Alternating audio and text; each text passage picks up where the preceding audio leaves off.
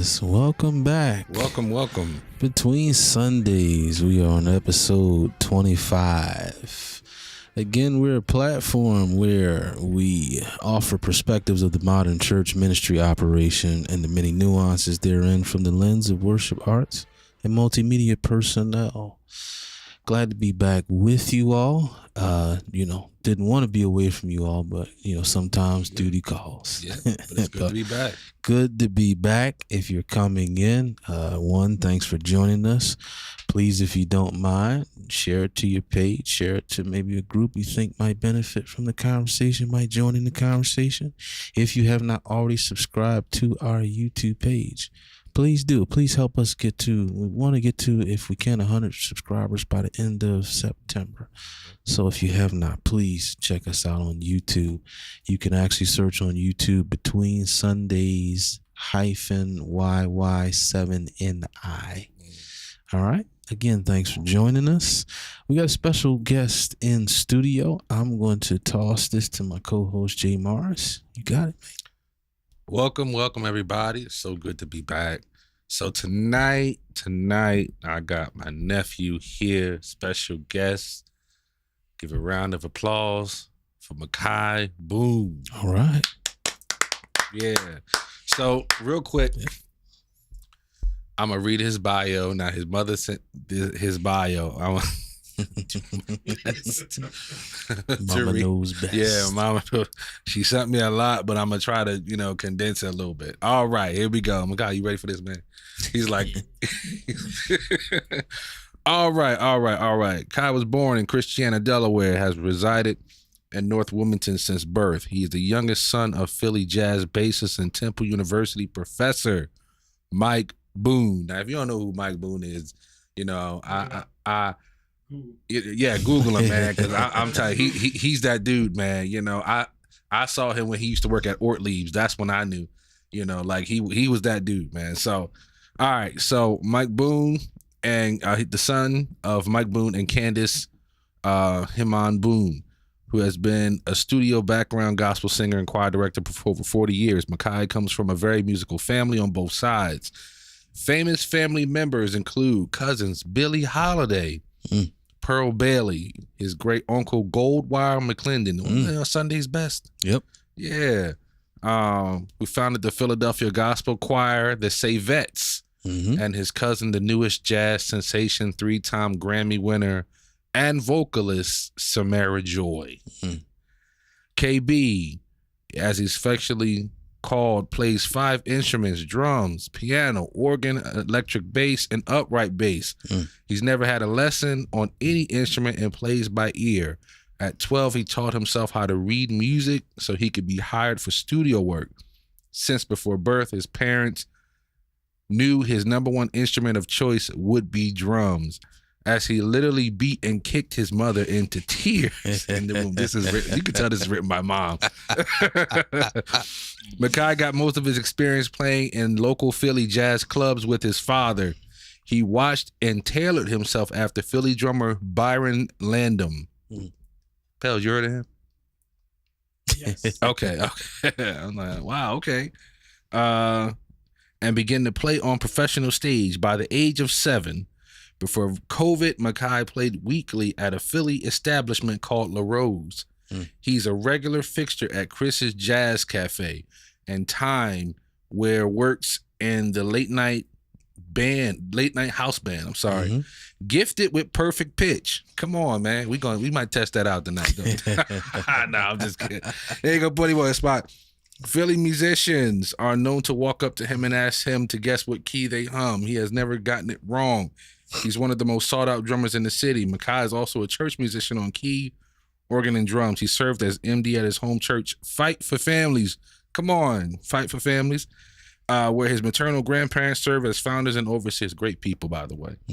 He is now the keyboardist at Ezion Fair Baptist Church in Delaware. Makai has professionally performed at the Clifford Brown Festival, the Philadelphia Art Museum, the Kimmel Center, Birdland in New York, as band leader at Smalls Jazz Club in New York City, and at the Earshot Jazz Festival in Seattle, Washington. Despite his age, Philly jazz clubs have welcomed him with open arms. He has shared the stage with many noteworthy. Daggone, Candy. Jeez. He has shared the stage with many noteworthy people, including his cousin Samara Joy, jazz organist Joey D. Francesco. Woo, my gosh. Jazz trumpeter Dwayne Eubanks, jazz pianist Orrin Evans, R&B soul singer Frank McComb, Philly saxophonist Bootsy Barnes, and Larry McKenna, master percussionist Pablo Batista, award-winning guitarist Kurt Rosenwinkel, producer and keyboard James Poyser, his godfather, singer, dancer, actor Ben Vereen, saxophonist Kenny Garrett, and many others. In 2019, Mackay accomplished accompanied saxophonist Jasper Blom to Amsterdam and Holland in 2019 to play drums for their country's Kennedy Honors. As Jasper was being honored, Mackay has been featured on jazz trumpet player Winston Bird's CD Once Upon a Time called Right Now. New York saxophonist Eric Wyatt CD A Song of Hope alongside his cousin Samara Joy and 3 of his father's CD. Mackay was awarded the Future Master. I might as well read all of it now. I'm here. I might as well go ahead and walk the plank. I might as well walk the plank now. Yes, The sir. Future Face of Philly Jazz by the late former president of jazz and host WRTI Radio, Jeff Duperon. He was recognized by the Clifford Jazz Festival in the city of Wilmington with the Young and Swinging Award in 2022. In 2024, Mackay was given a full scholarship to Vail Jazz Camp, where only 12 out of 3,000 auditions were chosen to attend Vail, Colorado. Mackay has written and composed 3 songs that will be featured on his debut solo CD this year under Imani Records. He has mentored, it's almost done, folks. He is mentored by his uncle, world-renowned drummer Little John Roberts. Yep. And Temple professor Justin Faulkner, who is the drummer for the Branford Marsalis Quartet. He will attend Temple University on a full scholarship for music performance this fall. When asked what he wants to be when he grows up, he replies, "I'm already what I want to be." Ladies and gentlemen, Kai Boom, give it up. Welcome, man. Welcome. Welcome. I told him, I told Ken, I love that last line. That's amazing, man. How you feel, man? I'm good. I'm good to be here. Thank you for having me. Look, I need some water after that, man. I done read a whole scripture. Yeah, man. It seems you've accomplished a good amount in a short period of time. Yeah. Man. You know. And you're 17, kudos. right? You're 17. Wow. Kudos. Thank Yeah, you. man. I appreciate Kudos. it. Yeah. Thank you so much. Yeah. If I may ask you a simple question, I believe, because it seems to me your pedigree is more jazz than it is gospel, but obviously you do play gospel. Who would you say is some of your favorite gospel musicians that kind of really inspire you? I feel like I'll give like three Okay. of my main inspirations. So I don't know his real name, but his Instagram is V Keys. You know Vaughn Henry. Vaughn Yep. Henry. Vaughn Yep. Henry. Yep. Mm-hmm. My favorite piano player right now is probably Dave Minus. Nice. Mm. Dave And- Minus Jr., Mm. And then Florida guy. Yeah. Oh, okay. And Gotta then check him out. Yeah, a guy out of Texas named Julius Sanders Jr. Yeah, I'm familiar with him as well. Yeah, Awesome. those are my top 3. I don't try to mimic them, but Mhm. I try to take what I hear, take what I like, and try and input it into my plan. Awesome. Got it. Awesome, man. Awesome. Got it. So let me ask you a question, man. Have you ever been musically? Yes, I know you write as well. Yeah. What do you do when you're at a blank?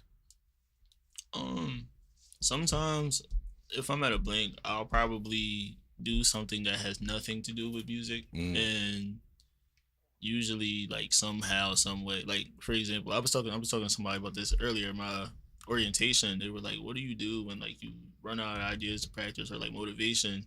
I say I hop on the game. Like I'll play the game, and then there's music behind the game, so Yep. I'll hear something. I'm like, "Oh, that's cool. Like let me shed that." Something like that, or try and flip it and like making my own thing or something like that. So I guess just like kind of finding a distraction, but then also coming back to some stuff music related and trying to like figure it out, make it sound good, but like in a way I would like it.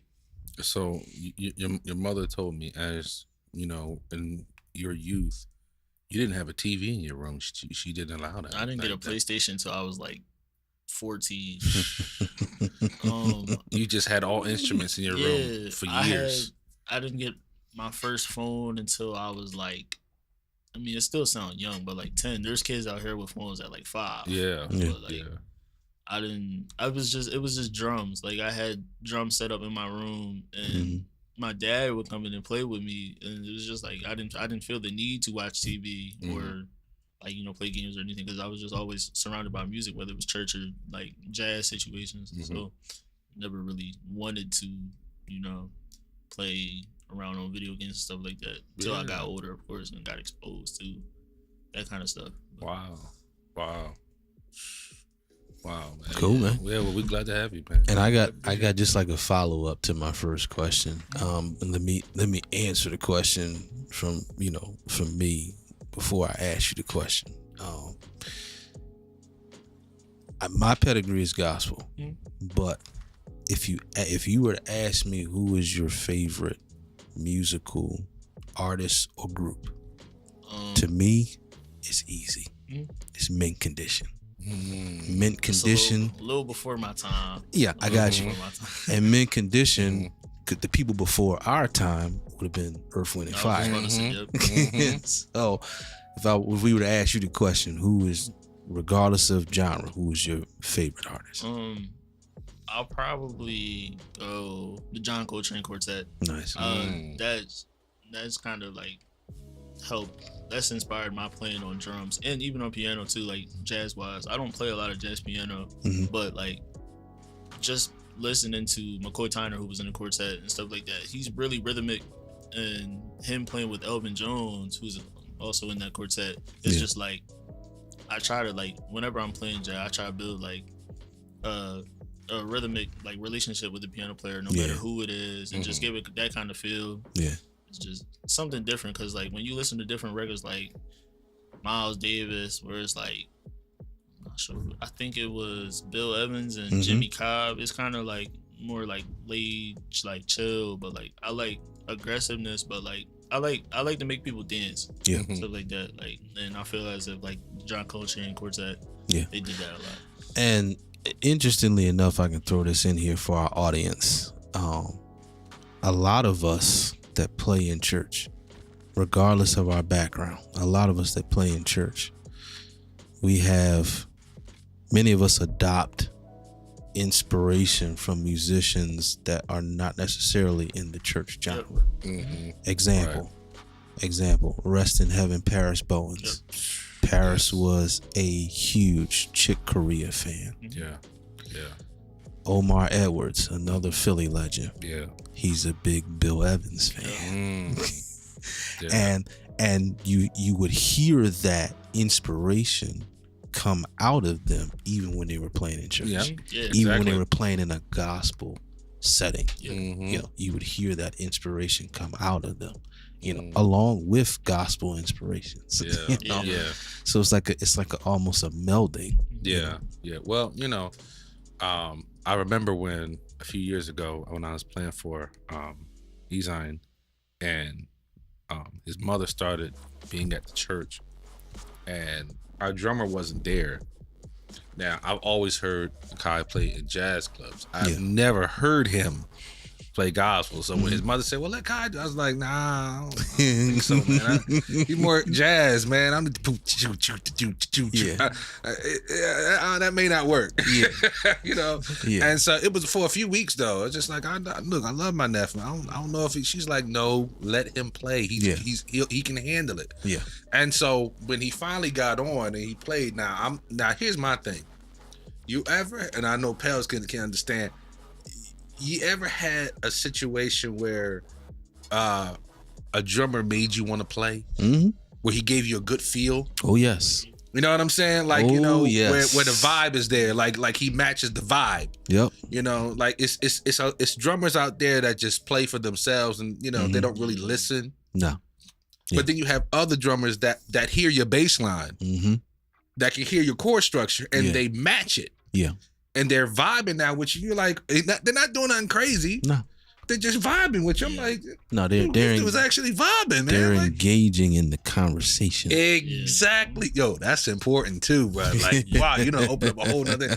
But that's what I'm saying. It's like you got certain cats that know how to engage in a musical conversation where Absolutely. no words have to be said. We have never played on the same situation. So when that happened, I'm like, man, what you doing back there, man? Yes, This sir. feel good. Feel good. I'm like, what? You bring him next week. Oh man, shout out to Caddy, man. Thank you for letting him. And Kai's only 17. Yeah. Wow, yo. So he's still a minor. So he you know, he's out here, you know, mom gave him permission to be out here. So thank you so much, Candy. I gotta thank you so much. Yeah, thank you, Mom. All right. Go ahead, D. One more question before we, I guess, jump into our topic.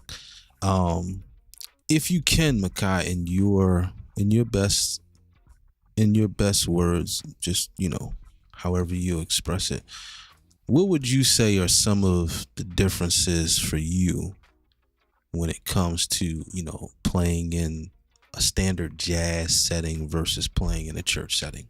I really find it's way more similarities than it is differences. I think the main differences is obviously like the venue, Mhm. like so like church where like everybody's like, I don't know, church, like being in church is like I can't even put my I can't A little more volume. yeah, Mhm. it's like in a jazz club, everybody's there to have fun, have their drinks, but it's like for both, they're both getting something out of it. Whether Yeah. it's like, so when you're in church, you're trying to obviously make it into heaven. Like that's Mhm. that's the whole goal. But Yeah. like when out in the jazz club, you're out to have fun. You're here to dance, make people feel good. Yeah. And it's the same thing in church. Like you want your music to feel good. hmm I mean, like I can't really like put out any differences except for the venue, and Yeah. then like because my dad has a funny story about he was teaching a drummer, like well not teaching, but giving advice to a drummer about Mhm. playing jazz, and the guy was playing like straight like quartet, like pocket, straight quartet Yeah. pocket. Forward to the floor. Yeah, like and mine was like just lighting up on the bass drum, and then now the drummer's playing for Marcus Miller right now. Mm. So like I can't even just point out a whole bunch of different. It's so Yeah. so much similar stuff. Gotcha. It's like it's scary. Like yeah. Yeah. Wow. Yeah. I know, Jay, I don't know if you have any jazz experience. Nah, man. I don't get it wrong. I love jazz, but I always wanted to be in that type of setting. Yeah. But I just never had the chance. Gotcha. Or I never took those chances. How Gotcha. about that? Yeah, so I have a sprinkle. It goes really back to high school and college when I started out in music. Because after high school, I went to CCP. And so my focus at community in Philly started out being music. Mhm. And then I shifted to audio. Mm. But so for instance, while I was still doing music, part of the curriculum was a jazz ensemble, Mhm. and I was part of like a 4-piece, keys, drums, bass, one horn, Mhm. and we actually got to travel because our teacher was pretty connected to the jazz scene both in Philly and abroad. Mhm. So we got a chance to travel. I did 2 times. We went to the Essence Jazz Fest, Mhm. or the Essence Fest, because it's a lot of different genres that go on. So we did a lot of the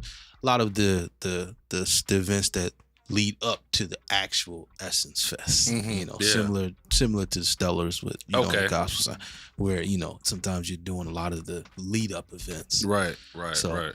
Well, one of the things I love and have loved about jazz is it's an open book, man. Mhm. One of the downfalls, and though I love gospel music, one of the things I've never liked about practicing gospel is sticking to a script. Yeah. We have a script. That's a whole nother conversation. Yeah. But a lot of times there's a script that we stick to, especially in the church. Mhm. they don't allow you to venture out. But in jazz, abstract is better. Yeah. You can open up your mind. Yeah. You know, and even if you play something that don't go, there's a bass player that can follow you right there, and you can just take it somewhere else and just go where you need to go. Yeah. You know, I'm sure many times people have came up with stuff on the spot, and nobody in the audience would know because everybody in the band knew what to do. Yeah. Even if they didn't know what to do, you didn't know that none of them knew what to do because they were just grooving. Yeah. And wherever they came back in, and they merged right back in, right with each other, and got right back on the highway. Yeah. You know? And I would say this, if you don't mind me amending what you said in terms of using the word script, I would say it's not so much that we have a script. I think we have a smaller room. We have a smaller room because why? In church, our primary function is accompanying, you know, who's at the mic, who's singing. Right, exactly. Where in the jazz space, the room is larger because a lot of times the lead part is an instrument. Yeah. It's not necessarily a vocal all the time. Right. Sometimes it is. Sometimes it isn't. And then in some spaces, you correct me if I'm wrong, some spaces there is no lead instrument.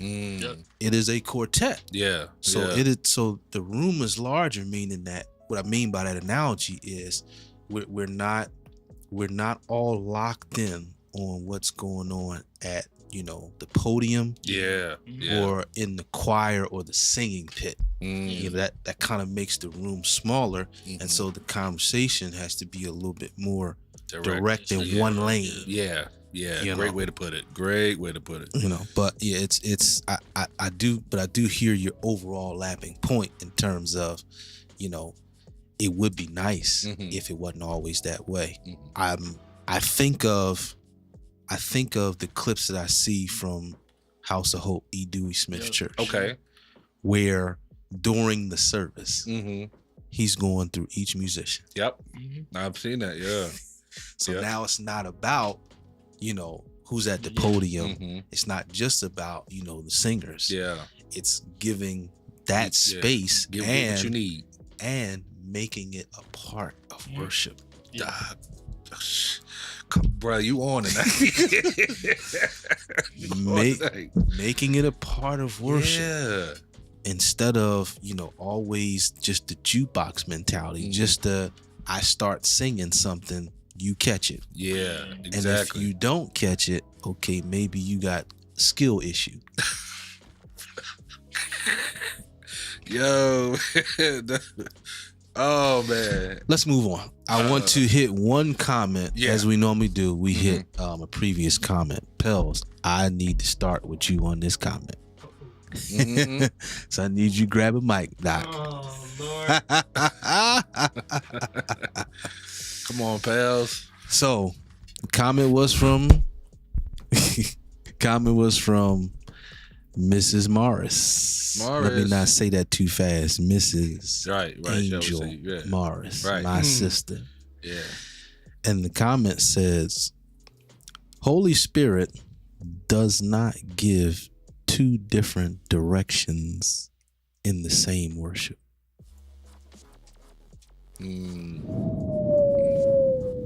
I got some thoughts here, but Pels, I want to start with you on your thoughts. Man, I'm trying to figure out why you want to start with me. You know what I mean? I'm trying to figure out why you want to start with me. My fault, Jay. My mic is hot. You know, I've been out of the sanctuary, you know, other than preaching. I've not like landed another actual house of worship. Because I'm just in between where I'm going to lead or where I will just be following only. And I'm more leaning towards following. But a lot of help and coaching from the side and addressing this, you know, because I joke with Angel, that's my homie. But Holy Spirit does not give two different directions in the same worship. I agree 100%.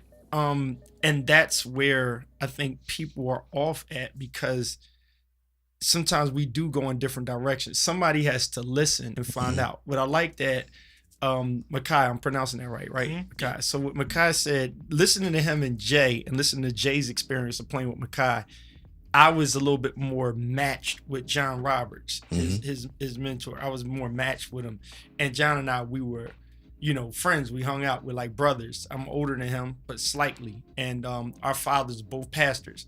So we both have this idea of church. But John, even though he's a preacher's kid, his jazz learning and his discipline and playing and being with James Poison and Joey, you know, and all of these jazz people, being a young guy, when he would sit down in church, he wasn't going ham.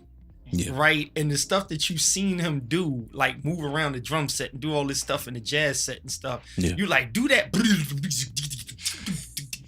that you're doing solos, and the John sitting in church like, yo, go ahead. Yeah. Like we in service. Like you're on the organ, or you're the lead musician. So I'm following you. Now I'm working from the music side into the worship. Now I was into the word. I was into worship experience. And so I don't think I ever got real skill and chops, because I was never in a place where chops matter. I was in a place of, and I was in the services where people were going through something, and the whole motive that day was, Lord, you've been good to me. You can't find a Not in that, no. Dang, oh yeah. You can't find all that in this. Three church mothers that's like, yo, we here. And the kids don't even look like they want to be in church. So then you got to like slide a chop or two in, or, you know, you find that hole. So Ernest Miller, shout out to Ernest Miller. He was directing. And John Roberts, myself, Ernest Miller, we would be over at George Gibson's church at times. And that choir could sing. It was 8 of them. They could just sing 8, 7, 6, 5, 4, 3. And they sound like 40 people. My God. But we would line up a good 16 bars or take a solo here or there, and we get the chops in. But all of that to say, even now, to Angel's point, that was all lined up into what does that house need? And many of us, we've been in the church, we have a church home, you've been there for 20 years, and just because you went out and learned something, you like trying to go in a different direction. And everybody's not on that same page. So we can't take a Makai and be like, oh, you was up in New York playing here or there, and your boys came to church with you, and then go over that way. We got to stay over here. Or we got a certain singer in the church. Oh, let her go and do that. Well, where's the house going? So that's a point where when Kenny Lattimore, I say this and I jump off because you threw me on here. Kenny Lattimore came to our church. It's Kenny Lattimore. Everybody's like, oh, Kenny Lattimore is here. So we know him for you. You know, we know Kenny for that, right? Kenny went straight in worship. Like if you ever catch Kenny Lattimore in church, he's not the R&B Kenny. You know it because it's Kenny. You recognize that voice, but that dude will flow into whatever is going on in your house. He does not take it somewhere else and try to throw his celebrity around the room. He finds out what's going on in that room, what's the vibe here, what's the leadership doing, and flows with that. So I know this can get extensive, where Angel's putting it, where I see it too. But it's when people are frustrated saying, oh, well, our church don't do this and our church don't do that. Slow down a minute, because me and John Roberts did not come from churches that had the musical best. I'm gonna just put it that way. So when you look at how we turned out, you look at how many others turned out, stop blaming it on the house. So if you're obedient to that, there is that, I'm just kind of eisegetically throwing it in there. There's a ruler over many mentality when you're obedient here. And so that whole thing about the Spirit does not give two different directions in the same worship is 100%. It's kind of self-explanatory. Jay, you got any thoughts, man? Man, I'm still digesting that one. I was thinking about that in the car. Got you. All right, that's a lot, bro. So let me jump in then real quick. Because I wholeheartedly agree with the statement too. Again, I think you guys are getting accustomed to how my mind works. So my mind asks the question, okay, what would cause a situation where there's two different directions going on in the same worship? When leadership is stubborn. Yeah. Here's where I'm gonna start. I'm gonna start with. You not lying. I'm gonna start with. It shows some type of disconnect in fellowship. It shows a disconnect among not only the leadership but those who are key and vital in the worship experience. Yeah. In the movement of it. It shows a disconnect. And I gotta say this, but this is gonna hurt. This is gonna hurt a little bit. We that fellowship can't just be on Sundays. Yeah. We believe, I think a lot of times we believe that, okay, just because, I'm gifted in this area, you're gifted in that area. And then we both, in our areas, we both have a relationship with the Lord. We both love the Lord. We both obviously want, worship to go forth. I think we believe that in itself will cause unity and direction without fellowship. Wow. So it's like, okay, that's a risky roll of the dice. I'm not saying it's not possible. I'm saying it probably won't be consistent. Yeah. I'm saying it's probably going to be some crashes along the way if that's your approach. If the approach is to do that without any type of fellowship outside of Sunday morning, where you're getting to know the people you're laboring with. And this is when I said it's going to hurt, this is where I'm going with it. This is where some accountability has to be taken up from the pulpit. If the pulpit is disconnected from the music pit Monday through Saturday. Yeah. That's facts. Wow. Go ahead, Pels. Go ahead. No, you know what? Because you touched on it, and I'm gonna set Micaiah with this from his mindset, being the young person in the room, on what he sees now. Because he says something that really just hit my spirit good. And I was gonna make a joke out of it. I wanted to let him talk. Micaiah, I'm silly. John will tell you I'm silly. But when he said the difference between it's a lot of similarities between jazz club and church. And I love this. Yo, kid, thank you, man. You blessed me. So you just under my son's age, my oldest son's age. And it really hit me listening to young people, because it made me think when you said it's not a big of a difference. And that's how I was with music when I was playing all these years.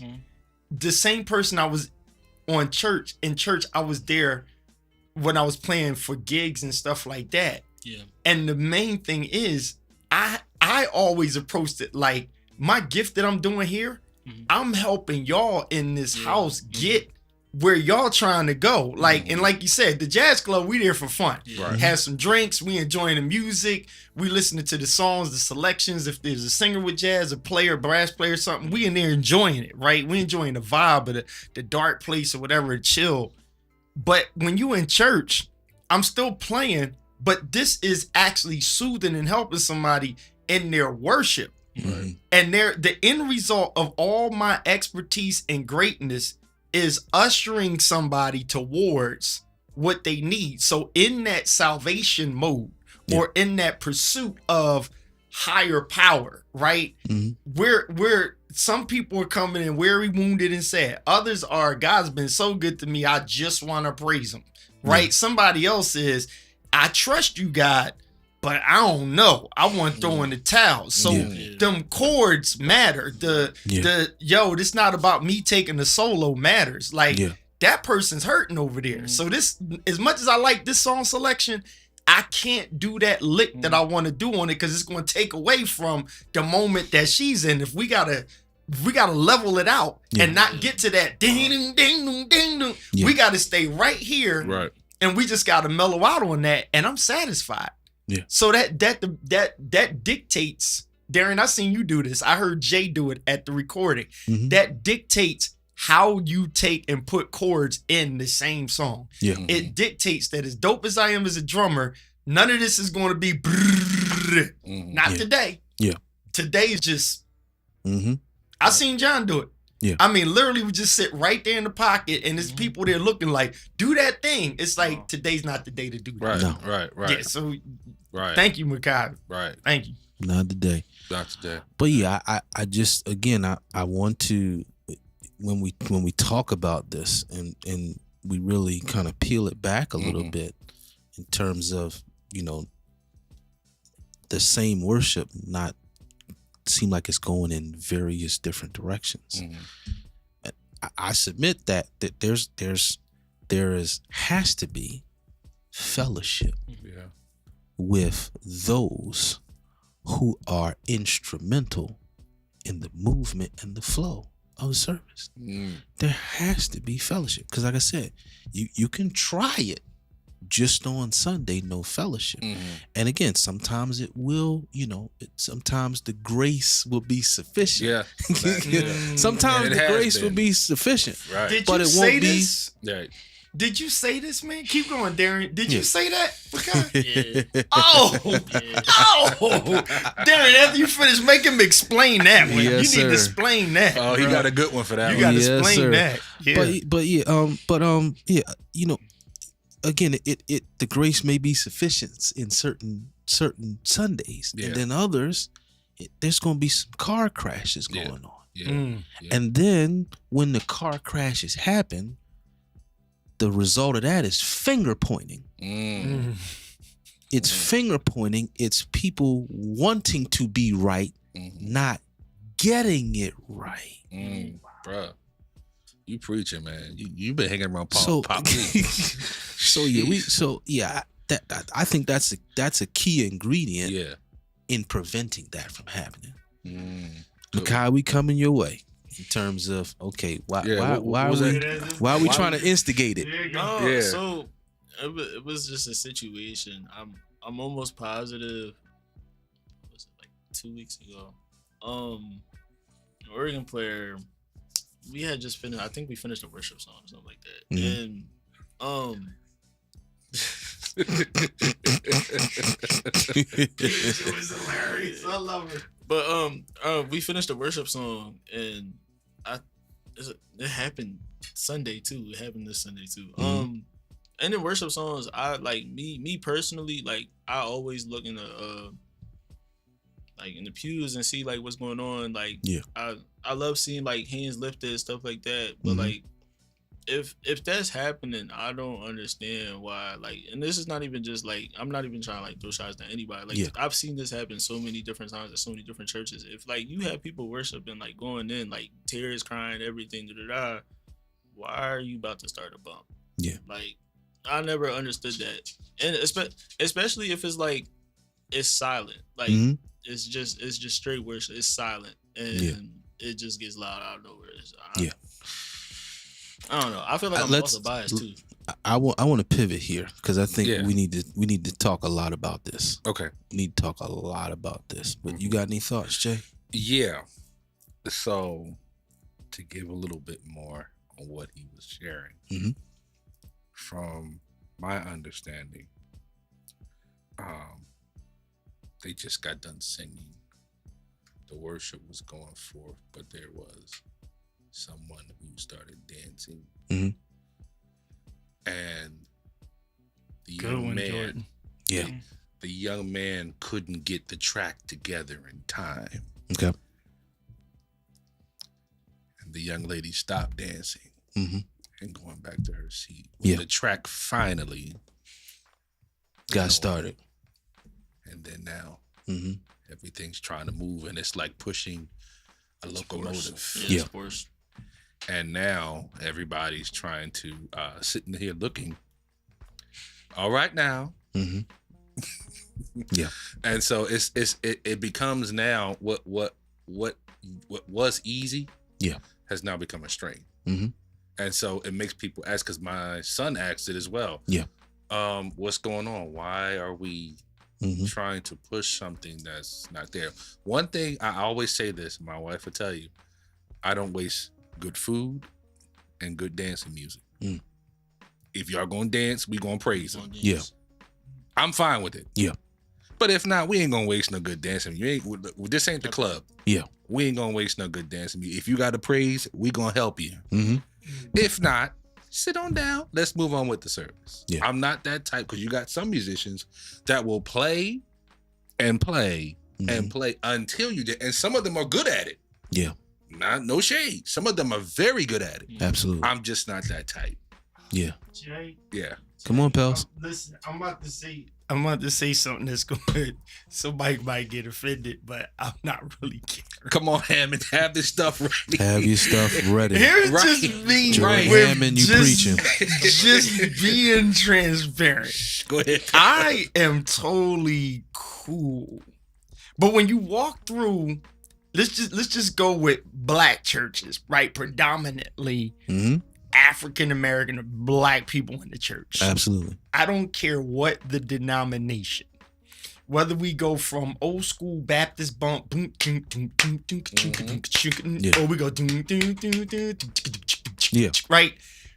There's this moment, and it's almost like church services are like a party Mm-hmm. where the party ain't right unless you do the electric slide, Cupid shuffle, Yep. Yeah. or one of them. Yeah. I'm not knocking the dance. I'm just, all I'm saying is, it on the other hand, if the pew only expects the dance for satisfaction, it starts to make pastors lazy. Mm. Yeah. And instead of Yikes. bringing the word, Yes, sir. they're unprepared Mm. and they look for a bump to get them through the hump of not having their hermeneutics right and homiletics Yeah. right. Because Yeah. you didn't So study. it's like, cause you ain't study. Yeah. Yeah. Listen, I literally figured it out. It was a couple of preachers I played for. I was like, you don't have a sermon. It's No. kind of obvious you don't have a sermon because I feel something. I feel, and I'm sitting there like, so we got to create something in the corner because I'm like, nobody in the pew is there, and it's just like, yo, and the drummer's like excited, like, let me cue up another joint. Word. He ready because it's like I programmed this hot track Yeah. this week.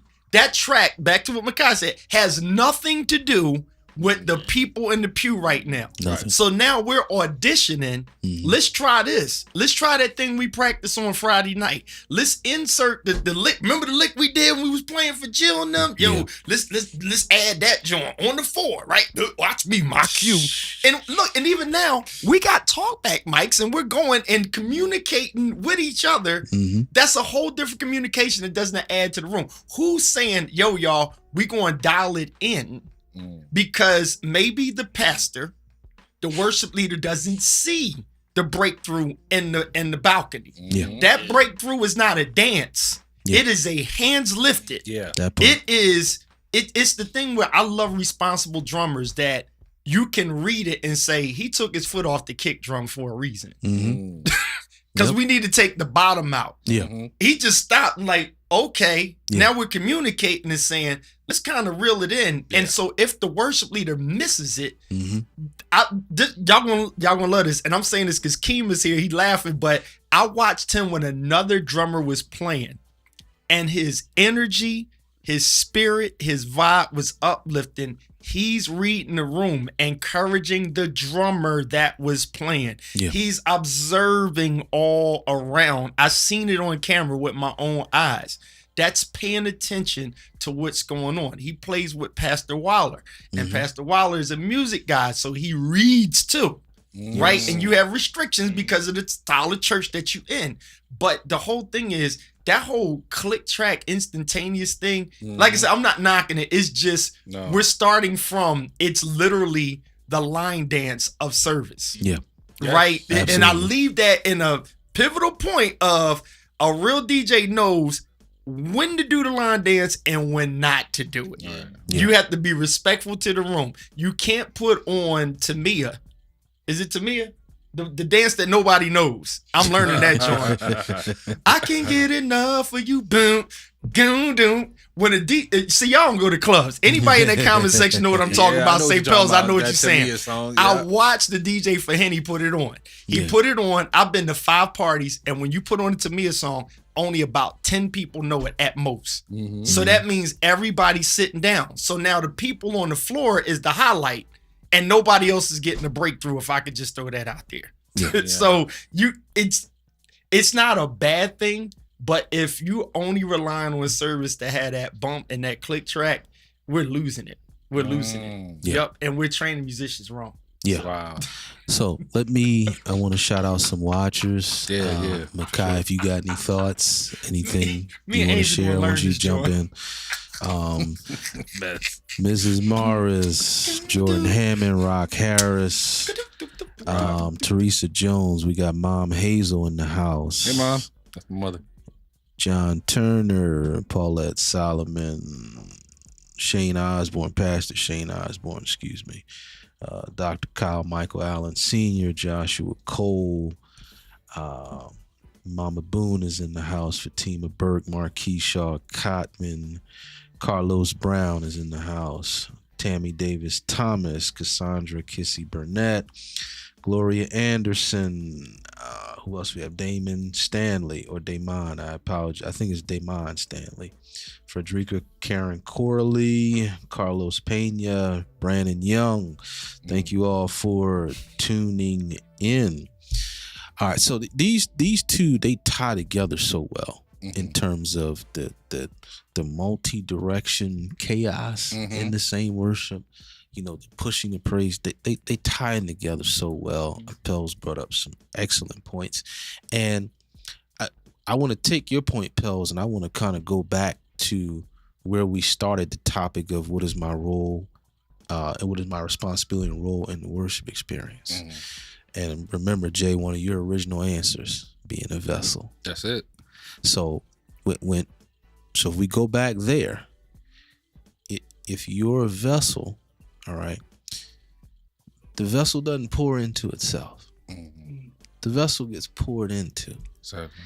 And Pelzer, to your point, a lot of times musicians, we are guilty of trying to script the service. We're guilty of planning, what we think is extremely dope. We're guilty of planning that. And so we come to the worship experience and our finger is itching. Our finger is itching at, okay, where can I put it in? Where can I put it in? Right. Where? So now, no. You're not a vessel. You're not an instrument. You have actually tried to take the Holy Spirit's job. Bruh. That's what you have actually done. You try to promote yourself to a position that you're not only not qualified for.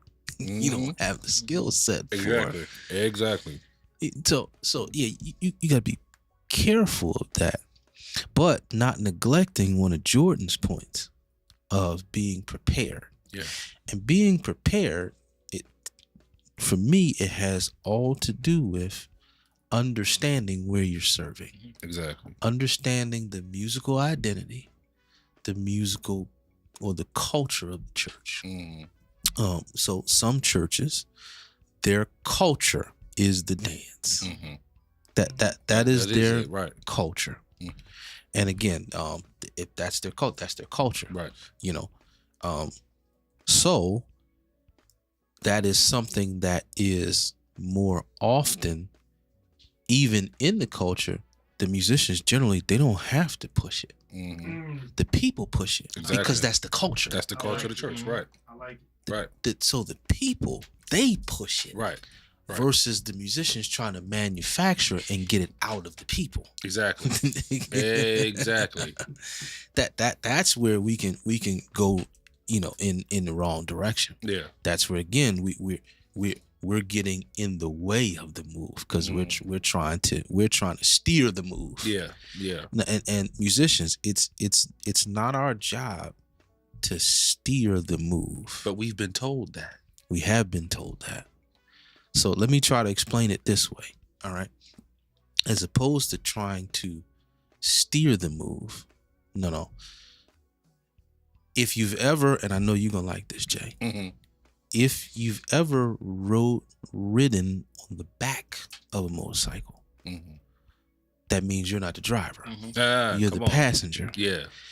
But it's very important to understand that as the person riding on the back, if the driver leans into the turn, you gotta lean into the turn. Exactly. That's the best way I can explain it to you. Because no, you're not steering. No. You have your attention, your discernment, and your sensitivity is with the pilot. Yeah. So when the shift happens, you're moving with the shift, not trying to direct the shift. Great one. Great. Not trying to direct the shift. So musicians, that's important. We always want to be prepared to properly serve the culture of the house that we serve. Exactly. So listen, if that means you got to have your drum loop ready for shout music, okay, have it ready. Right. To your point, and because I do this every Sunday, okay, and where I serve, the culture is not the dance. That's not the culture where I serve. Right.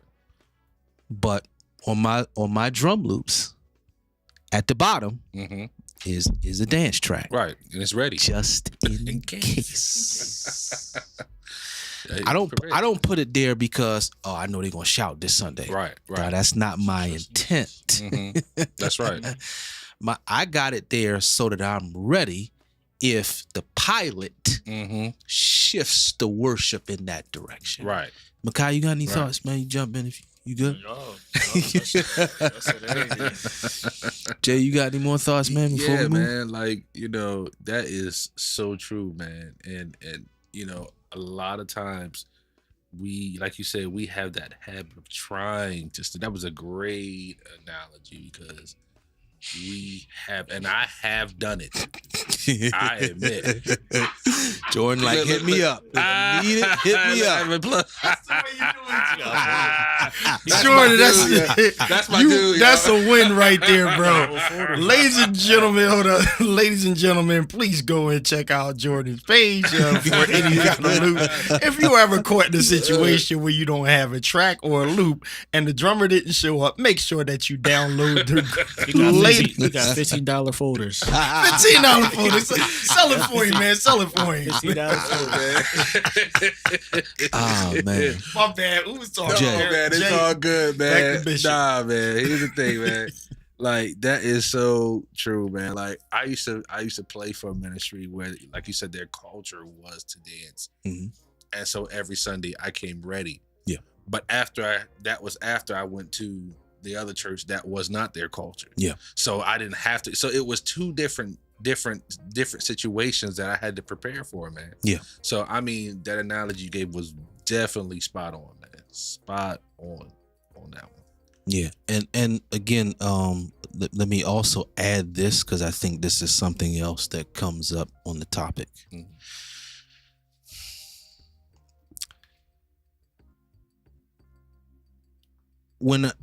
Let me go back to, not trying to steer the worship experience, not trying to dictate it before Sunday gets here. Right.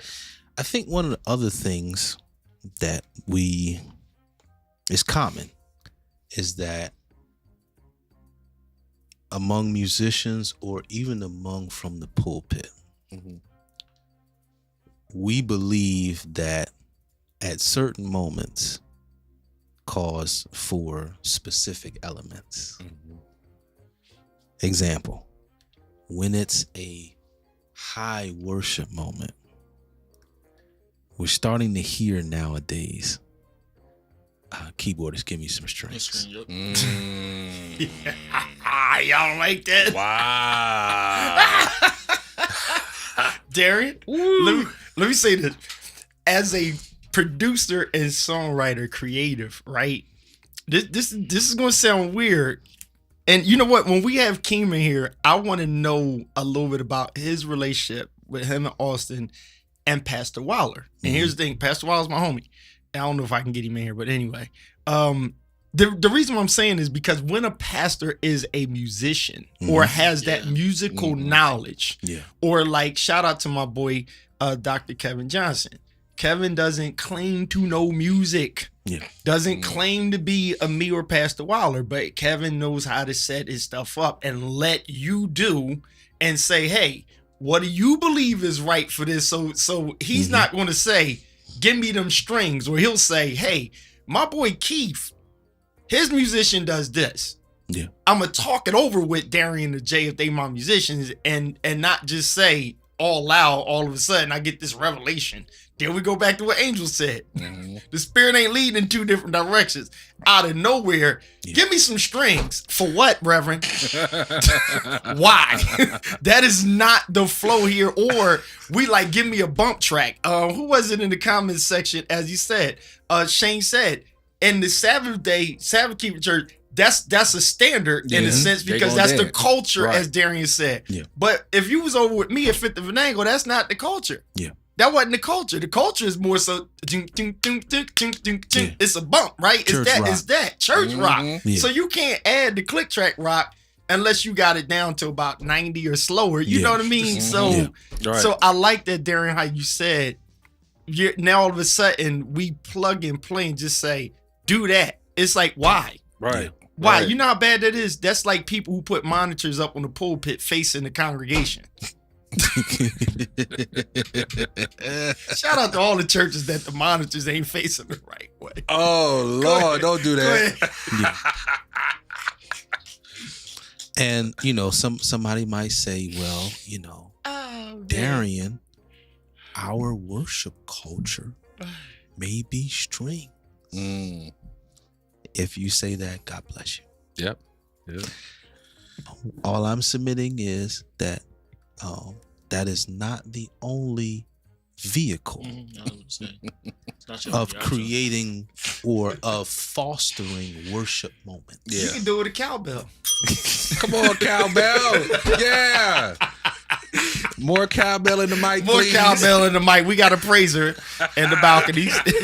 I see two praisers. Give me some cowbell. Give me some cowbell in there, brother. Particularly in high worship moments, many times the aim or the goal is for the music to be soothing. Yeah. And strings are soothing. I'm not saying they're not at all. I would also say the right organ approach is soothing. For sure. Jordan just said that. Talk, Yeah. Jordan. Yeah. Talk, bro. Yeah. Jordan just said that. You in my head, man. Yep. The right, watch this, the right piano approach with Strings. keyboard. Doc. You didn't even say a pad or nothing. Piano strings. Lord have mercy. But so for keyboard, it's the right approach on for the piano patch with like open voicings. Yeah. That can be soothing. Watch this. The right song can be soothing. The bass player, That's true. they can play the melody of a song. Example. Yep. I seen Terry do it. Absolutely. He did it in the service. Bass only. Nobody else played. Paris and them just stopped. Yes. Terry was just going boom, boom, boom, boom. Yeah. Everybody. So here's an example. Take Ty Tribbett's worship medley. I Love You Forever. The bass player can just play the melody. Yep. And that can be soothing. Yep. He's a producer. So all I'm really submitting is that don't box the texture of worship Yeah. You married to one thing. Bruh. The right fried fish sandwich. A mess, man. A mess. Now that's a commercial break right there. That was a shameless plug, honestly. Ladies and gentlemen, if you are starving and you need some good tasting food, you need to check out Angel Mars. All right, please Signatures text by invite. Angel. Signature by Angel. I promise you, They got oil. anything she cooks is just it's gonna make you want to ride your bike, run. So, Look. but let me bring this all kind of back Where, to Reverend? Angel's original comment and my response. Some of the things that was pointed out, those who are not musical, they might say, "Oh, I never thought of it. I didn't know that." Again, the value of the fellowship. Yeah. Mm-hmm. So we can discuss these things. The value. So pastors, sometimes I'm not advocating for pastors, to be, to spend 2-3 days a week, with their leadership as it pertains to the worship experience. I am saying don't be completely disconnected Right. and expect them to know you. Right. How can they know you? How? Right. What? Pels, doesn't the Bible say, how can two walk together? Yeah, Unless Amos they 3 and agree. 3. Yeah. Mm-hmm. So we can't have this expectation of people to know you as the visionary of the house, as the angel of the house, just hearing you preach on Sundays. Don't worry. No, it don't work that way. We got to have some type of fellowship. We got to have some platform where we can discuss some nuances, so I can get to know you. Yeah. And then so also maybe you can hear some different perspectives in regards to what may even enhance the worship even that much more, that maybe you as the pastor, maybe you didn't have a glimpse of. Yeah. Bro, Doesn't make you less of a pastor. here it is what Angel says right here. When you don't have a relationship outside of last the time. worship, Yep. Come on, pals. you Give it to us. you have to get to know the people that are engaged in the responsibility of worship. I want to bring something up that maybe y'all can answer. So all of us in this room have been in studio or have done production of some sort. So here's what I learned in my life with production. We were intentional. Serban Genya is going to mix our records. We're intentional. You bring certain people in for certain, songs.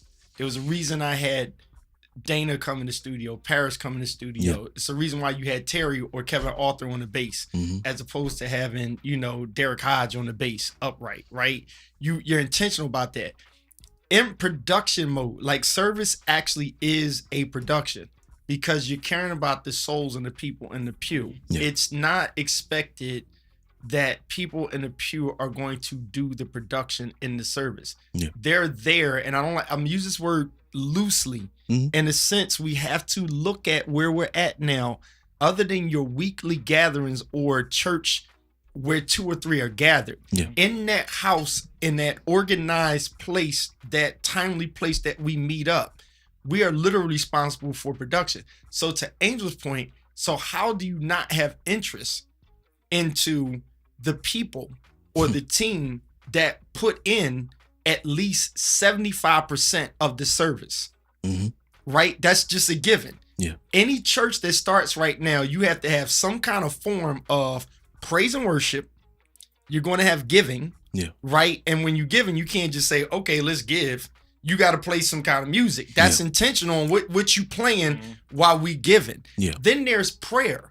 When we call an altar call, what are we playing at that point? What's the vision of the leader? Like, we have to notice and at least approach it. And once we start challenging, I think we're going to shift ourselves into what the next decade has for us as far as church. Yes, Jesus the same, God the same, today, yesterday, forevermore. We got that part. Yeah. But now service is, because we come from struggle. And I know the Lord will make a way somehow. People got degrees now. They making 6 figures here or there, or they're blessed. They're more talented than we was back in the day. So stuff done shifted. So now we are on the brink of production. We had Radio Shack when I was coming up. Yeah. And a mic with silver tape, duct tape around it, holding the top part to the bottom. Yeah. Okay. We got cordless and we got monitors. Nobody preaches without monitors now. Nope. We got in-ears for the musicians. We just yelled across the room with the Leslie Way in the back. Yeah. Yo, speed it up. Now we got a whole unit that's communicating while the service is going on. So with that whole thing of production, we have to be on the same team. Yeah. And so again, back to Angel should have just came on the show. What she started with, the Spirit ain't leading us in the 2 directions. So it don't matter how theological I want to be. Mm-hmm. If I got a congregation that's looking to move or feel God move, that requires some kind of production. Yeah. When that requires production, thank you, Jordan. I'm getting off the mic when listen. I said that, didn't I say this? Yep. The pastor needs to be in it too. Bruh. Because if you don't know production like that, you gotta trust your minister of music Mm-hmm. to know what you don't know. That part. Just because you the pastor don't mean you know everything. Brother. And God don't drop it in no PDF in the middle of service. He drops it through the voice of the anointed person in that music corner. That part. That, I'm standing on that right there. Brother. Oh On my you, God, I'm on standing on that business. right now. That's facts. So you'll know how to read it. So if any of these guys, if I'm preaching and these guys are playing for me, then you have to know, how do I want to get up? I don't want to get up off of I need it to transition. What do you want it to transition into? So afterwards, you have to have a relationship. If it's your house of worship, you have to have a relationship. You need to know the character outside of the congregation. Got to. Got to. Got to. Got Got to. Wow. So listen, Makai, I if you don't mind, I want to get a little bit more, a little bit want to get you in here on a little something. Let me ask you this. From I guess from a musician's lens that's played in church, what would you say in your opinion is something that when you look at how you've seen a lot of services go, that maybe we don't do enough of in the services, like that part we do it, but it always seems to be such a small piece of the service. So this was when you were at Ezon. I wasn't there, but I saw the live stream. There was a day where it was pure worship and you got off the organ. Yeah. That's so rare. Like, that's extremely rare, to the point where it's just there's no talking, no music, no anything, just everybody in the church and God. Just have everybody having their moment, however way it is. Yeah. I haven't seen that in I don't know how long. Yeah. Probably since that, but I'm definitely that. Like, that's what sticks out to me the most, because it's like, I mean, like we all said, like, the musicians serve, like, we serve, we try to, like, we're trying to help people get what they need. Absolutely. But like, a lot of people don't talk about, musicians don't be getting what they need either. Correct. So to see that, but like also everybody get what they need, like including the musicians, it's just rare for me to see that. So if I can just add to that, so I remember the day he was talking about, and one of the main things me and my wife talk about is, and I'm telling a little bit about myself right now, how I've become so disconnected, I would call it, from a lot of services, because, as I said, I'm a vessel. I realize I'm not going to get poured into here where I'm serving. I'm pouring out. Yeah. No vessel can pour in and out at the same time. Correct. So because I'm pouring out, there's nothing being poured back into me. So that day, I don't know why they did, but they did. They allowed me to play until I got done. Yeah. They tried to start the service back, but I kept playing. Yeah. And the more they tried to start the service, I don't know why I did it, but I just kept playing. And the louder I got, the more everybody kind of sat down and was like, okay. But the worship was in the place heavy. Yeah. Until the point where nobody else could do anything but worship. Yeah. After I stopped playing, the Holy Spirit, instantly, I got up off the organ. I fell. Now, problem with that was all these nurses came over to me thinking that something was wrong. Yeah. They wasn't used to seeing that. Yeah. They think, and so I love my wife. My wife comes over, takes them heels off. She runs from the house. Yeah. Run to the stairs. Don't touch my husband. He's okay. Mm-hmm. Leave him. Leave him alone. Now, I don't hear her. Yeah. But I know she's there. Mm-hmm. I had to watch the live stream. I said, "Is that you?" She said, "Don't touch my husband." She came over. She wanted to make sure that, because there were people, they thought that now the pastor knew. Mm-hmm. He said, "No, there's nothing wrong with him." Mm-hmm. But a lot of people, they didn't realize. So they was about to call the ambulance thinking, Jay collapsed. Yeah. But that goes to show that even in that position, I had to do something to fill back up. Yeah. Because a lot of times we pour out. Yeah. We don't get filled from where we serve. Correct. It's very rarely, I'm not saying it doesn't happen, very rarely, the musician that is serving gets filled back up where he's serving. Yeah.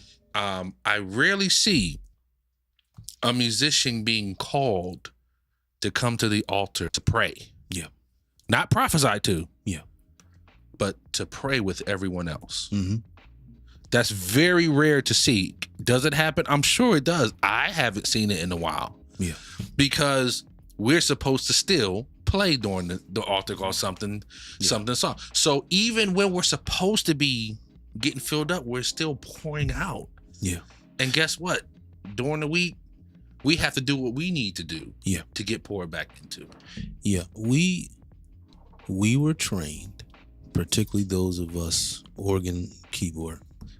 How were we trained? We were trained that there's not supposed to be any empty spots. That is what we were trained. That's how we were trained. Yep. There's got to be, until the sermon, Yep. there's got to be music of some sort, Flowing. even if it's just a bed behind somebody reading the scripture, announcement, whatever the case. That's how we were trained. Exactly. Let me use this word. The misapplication is when you differentiate it from worship moments.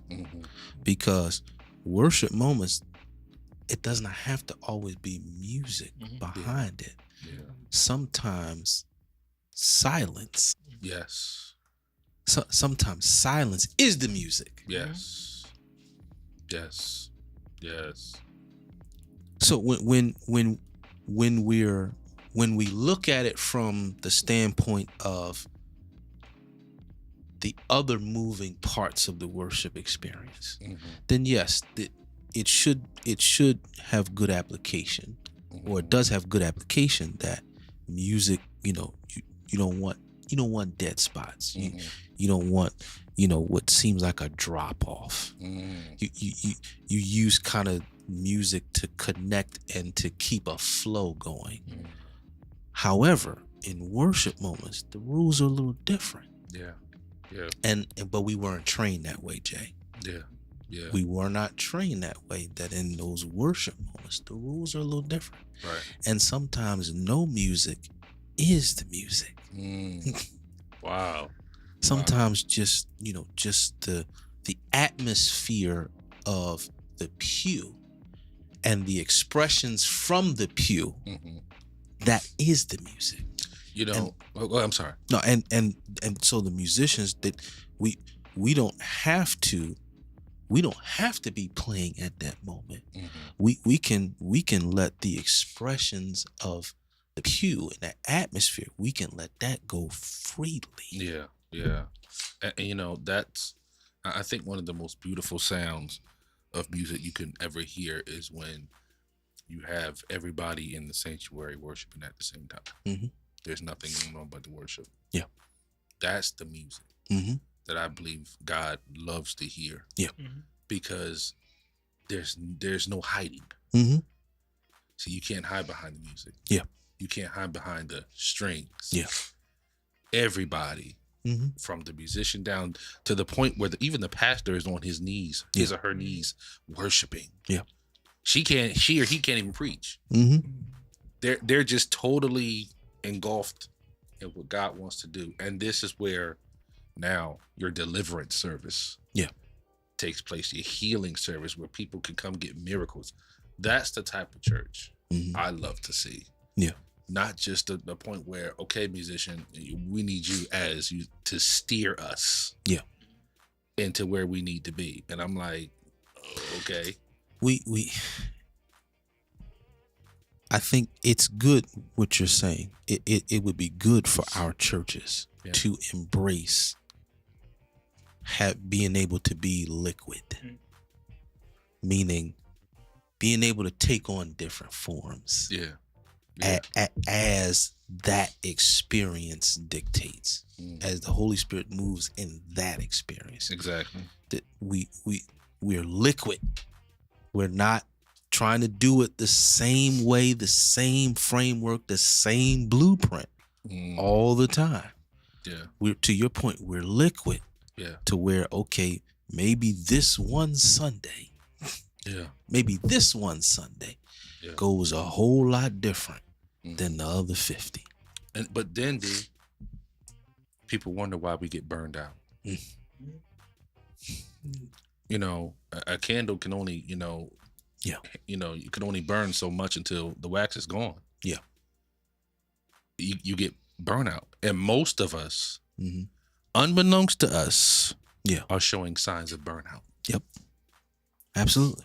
You don't even realize it. Most of us are showing signs of burnout because we've been doing this for so long and not being filled back up. And we have just got to the point where we're numb. Yeah. After you pluck your wrist for so long, you start getting numb. Yeah. You start getting used to the pain to where you don't even realize you're hurting yourself. Yeah. And what's that analogy back in school where you would put a frog in cold water and turn on turn on the heat. Yeah. And after a while, he would just sit there and he wouldn't even know the water was boiling around him until he died. Yeah. And sometimes it feels like that in the service, and we wonder why after service, most of us are depleted. Yeah. Everyone else is ready for more. Everyone else goes home filled, they're energized, they're ready. Yeah. Most of us are depleted afterwards. Absolutely. Let me shout out some more watchers, then we're going to kind of tie up the night. Let's see who we got. Jermaine Ringgold, Jay Connolly, thanks for tuning in. Diane Sweat, thanks for tuning in. Jamise Walker, thanks for tuning in. Tina Harris, thank you all for tuning in. Leslie Thomas, thanks for tuning in. All right.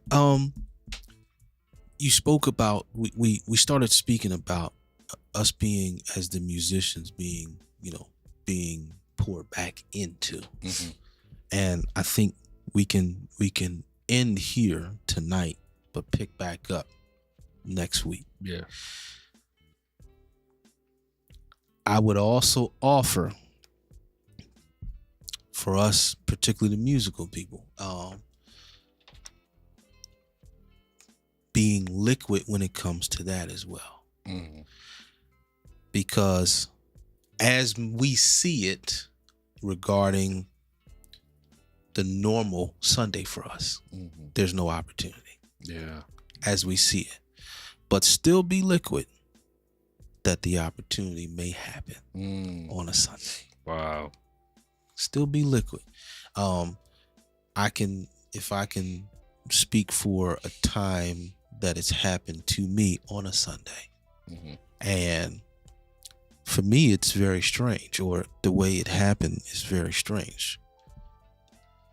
It's usually kind of a song that becomes a bit of an earworm. Yeah. Yeah. I know what you mean. Becomes a bit of an earworm where service is over. People might even be, it might not even be, a worship moment with the pew. They might just be talking, and you'll see me either at the organ or at the keyboard playing a song over and over as if no one else is there.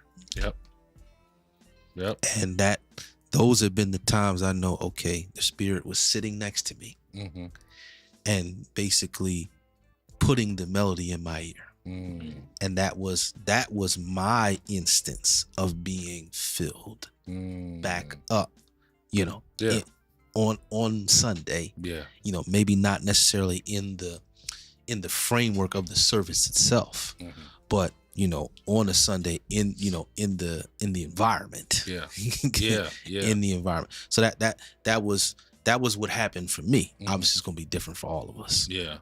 But it's to your point, it's very rare. Yeah.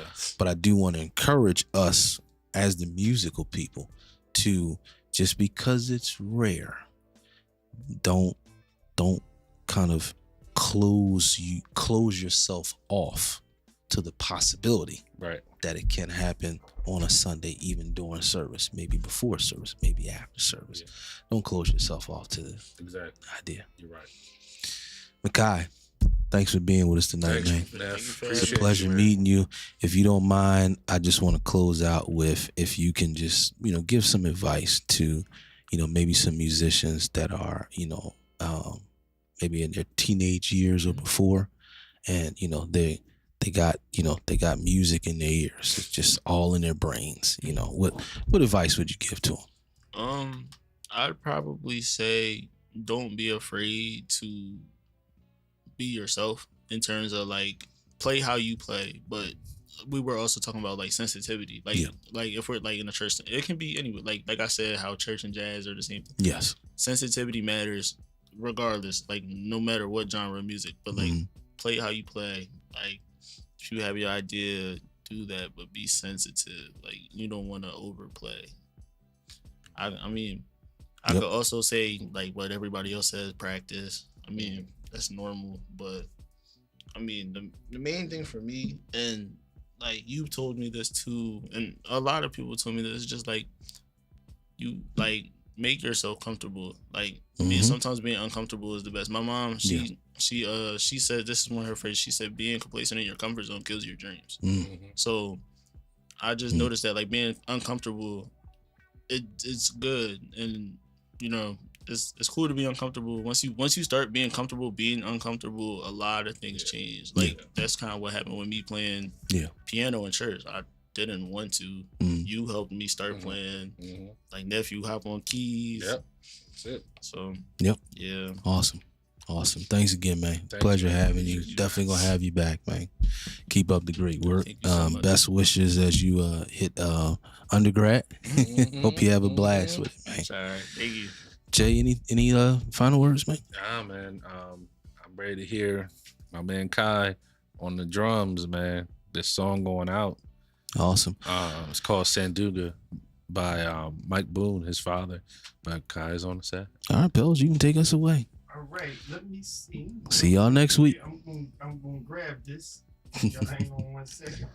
I had to stop the other music in the background. Marie Anjanette Bleasley, thanks for tuning in. Thank you.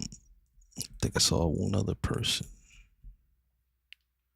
Chris Croxton. My guy Chris. Thanks for tuning in, man. Yeah. So without further ado, let's give a hand for the Mike Boone group. Come on.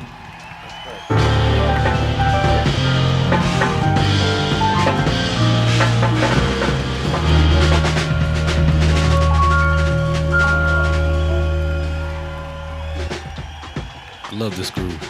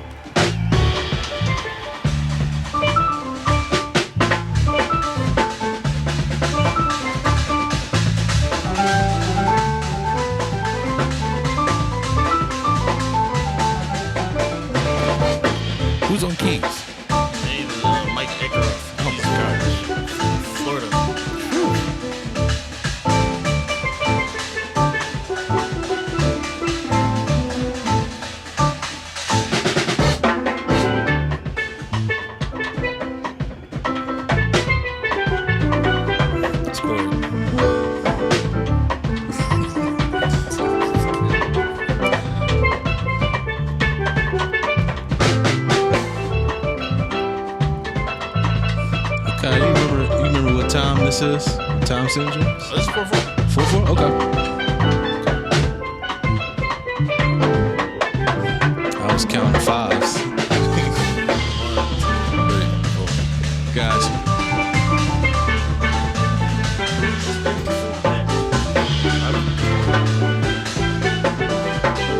Where was it being performed at? This was live, and it was somewhere in West Philly. It was like 2 years ago. Gotcha.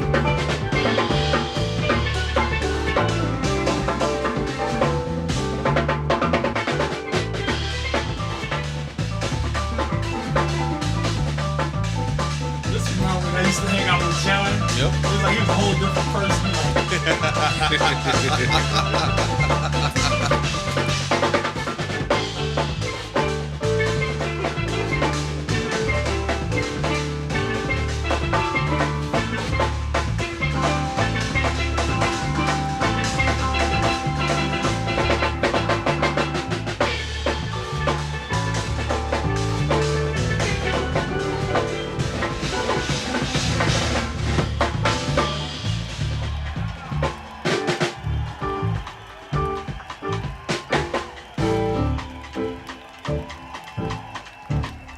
Kai, what's the name of the song you composed? Did you play this Played out? two.